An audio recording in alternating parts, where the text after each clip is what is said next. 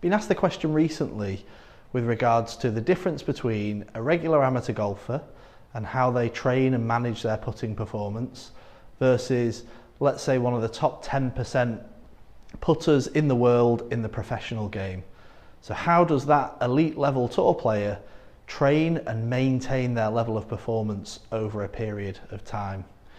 Well, there'd be lots of things that I think you could pick out as interesting and relevant points, but I'm going to pick 3 things that I think, through speaking with some of my players, some of Phil's players, and really just observing players practice when I've been at tournaments, and I'm going to give you 3 key things that I think are different between the amateur golfer and that top level performer on tour.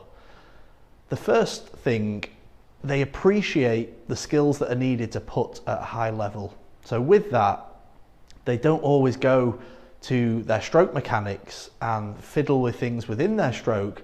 They appreciate that speed control and green reading, routines, both physical and mental routines, are all key components when it comes to putting at a high level. The second thing, they feed back really well, and I think that comes from appreciating the different skills that are needed. So in feeding back really well, they very often don't create an issue in their stroke or in their green reading strategy through 1 or 2 poor performances.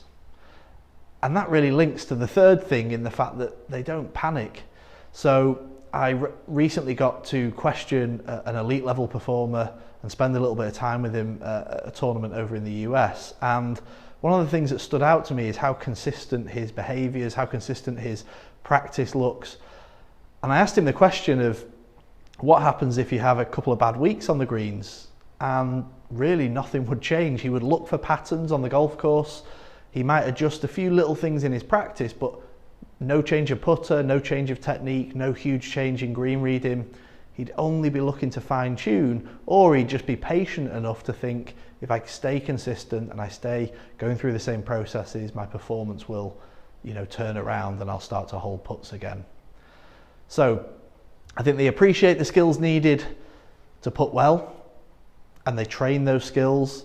They feed back clearly, and they feed back without panicking and without making any snap judgments or reactions by changing putter, changing how they grip the putter.